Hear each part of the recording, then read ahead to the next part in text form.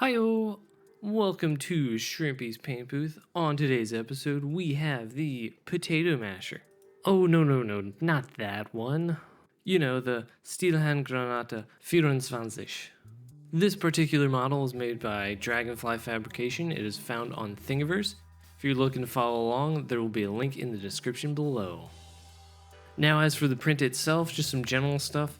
I printed this at 0.16 layer height, no supports, just kind of took it as it was. So let's start filling in these layer lines. Just as a reminder, I'm not trying to use spray paints or enamels, lacquers, or anything that has high VOCs, so my method's a little bit different. I'll just kind of quickly go over it and then we'll get to the actual fun part. I thought I would try something new and grab some Varathane varnish. It sprayed nicely, but it just wanted to run, so I ended up doing one layer and just saying, nope, I'm not doing that. The rest of the coats were filled in with a Vallejo Mecha matte varnish or some polyacrylic and gloss. And as a casual reminder, don't touch wet paint. It makes it really awkward when you have to go and retouch up what you already, physically touched. Yeah, so in order to kind of fix this, I just fill it in a lot more. It works, and then we go back and sand. But that kind of started the whole, this project is going to be full of mistakes. And I'm probably not going to show them all, mostly because a lot of the mistakes are just simple, easy ones that I should have just said, hey, no, that's dumb. Let's not do that. But when I'm spraying paint, I'm focused on putting paint out and not thinking about other stuff, so that's what happens. Some of the gapping between the two parts ended up being a little bit too much, which ended up becoming a little bit of a problem towards the end. Regardless, I had enough forethought to fill in the gap between the two stick halves with some epoxy. And same with the through holes on the threaded part as well as the explosive part. I did end up leaving some of the raised edges from that process, just to kind of give me something else I could play with and maybe make like a knot in the wood. Anywho, now that I've filled in everything, or at least edited me filling it in, we can do a little bit of sanding just to smooth out. I'm not planning on doing this like a brand new, fresh out of the factory grenade. No, I want this to be looking rusty and nasty, like it's old and decrepit. Pulling out some Createx Autoborne Sealer, my absolute favorite for a primer. We're going to give everything a quick blast of that, and then we're going to focus on the wooden part. Starting with some Vallejo Model Air wood, we're going to just give this a quick once over with that, and then using some ammo old wood and a smaller needled airbrush, get relatively close to the surface and you're going to go pretty fast. So pull back on the trigger and just kind of slide it all the way up. You're going to create some lines and some striations like a variegated plant. Afterwards, I added some Vallejo mahogany into the pot with still a little bit of that old wood and did basically the same thing. One last final color, and that'll be Vallejo's Dunkel Brown, sprayed the same way. And now it's getting a little bit dark, but I kind of took it an extra step further, grabbed a small brush and used that same paint to create some wood grain lines. I also filled in the knot section with that color. She was looking pretty dark, so I decided I would take some varnish and some old wood and just kind of go over it and give it a light coat. Ended up being a little bit too much of the old wood, and it looked bad. It looked really bad, so I decided I'm going to wipe it, go back to the primer, and start over. It was basically the same process, just some different paints. It'll look a little something like this. Notice just some of the nice variation in color as well as some of the grain lines showing through, and even that knot has some texture going on. With that out of the way, let's move back to the metal bits. After giving it a light coat of Ammo's neutral gray, I'm going to grab some US light brown and spray in a very random cloudy-esque pattern just to give it a start of some variations, which means the next color is Vallejo Rust, and we're going to do just the same, just keep going in that random cloudy pattern. Finishing off with adding some Vallejo Mahogany into that rust color, giving it a nice random change in color all over the whole piece. From there we can take some Vallejo chipping fluid and flood the surface, which will help make it easier to pull off some of the paint later to show that undercoat. Unlike in the prior episode where I already had a premix color, this time I think I'd show you the method to my madness. Starting with some Vallejo green and US light green, I haphazardly mixed the two with a little bit of a focus on the green. Still no real proportions, just kind of going with whatever feels right. I ended up saying, oh no, it needs to be paler, so I added some ammo old wood. Then I was like, nah, I need some more olive green, so I added some of that. Yeah, just eventually you get to this, which can then be sprayed in 2 even coats across the surface. And then just to make it a little more interesting, I'm going to add some of the olive green into the pot and just do some random cloudy patterns all over the thing, just for variation.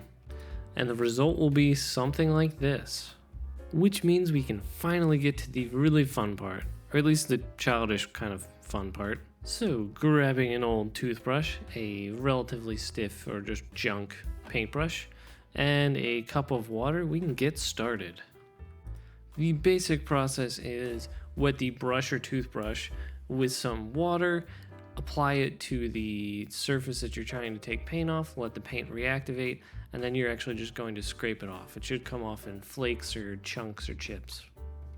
If you're not careful though, you can take off way too much, so it is a little bit of a balancing act.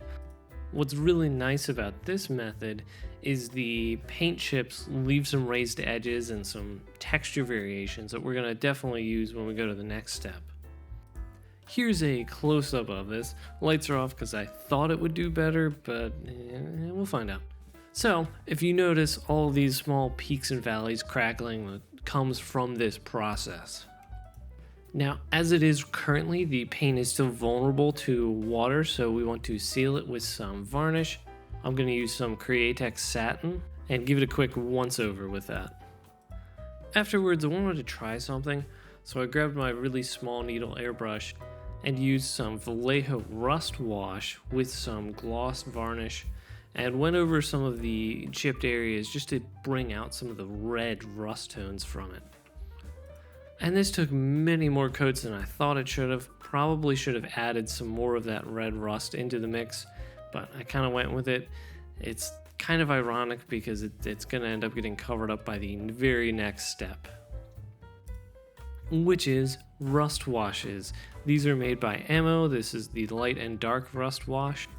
After giving them a good shake, we're going to take a kind of crappy old brush and stipple it into the chipped areas. Don't worry too much about making mistakes. If there's any problems, we can always go back and take some mineral spirits and kind of blend the effect. So after giving the entire model a once over, it's going to look a little something like this.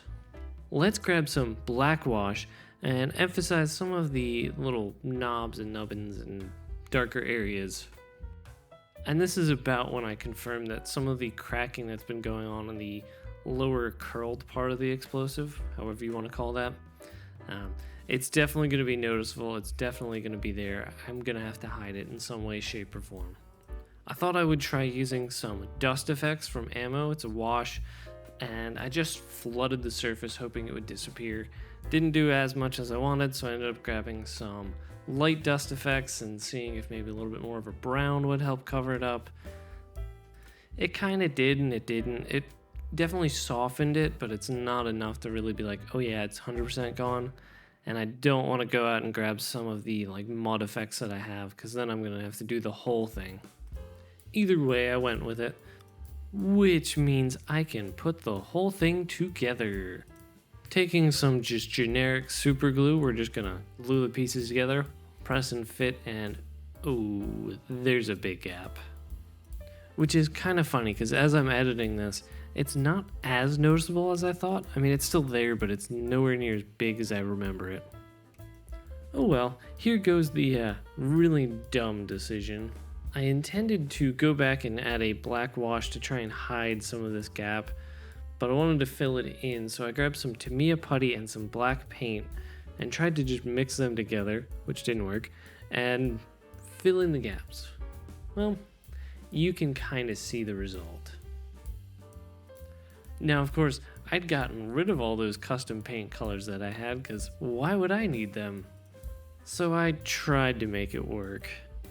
So I started with black to try and, come back and add some kind of dark element that I could maybe blend the two.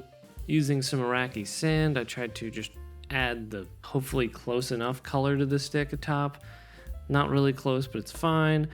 and then tried to recreate the green color, and that one was really off. And I kept trying to like just lightly do coats to maybe get it somewhat close, and it still kept going worse. I thought maybe, oh, I've got some ammo shaders. Let me take some of that and kind of spray it on. Maybe I can just kind of fake the blending like it got dirty or something. It got even worse. Finally just said, you know what? This is not going to look right. Let me do it the way it needs to be. So it's going to look a little bit different than it was before, but at the end of the day, it's done, and that's what matters. Here it is in its final finished state. But that'll be it for today's episode. If you want to see more, feel free to subscribe to this channel, as well as if you at least got something out of this video, give this video a like. If there's anything you think I did wrong or like what I did, by all means, give me some comments down below, and I will see you in the next one.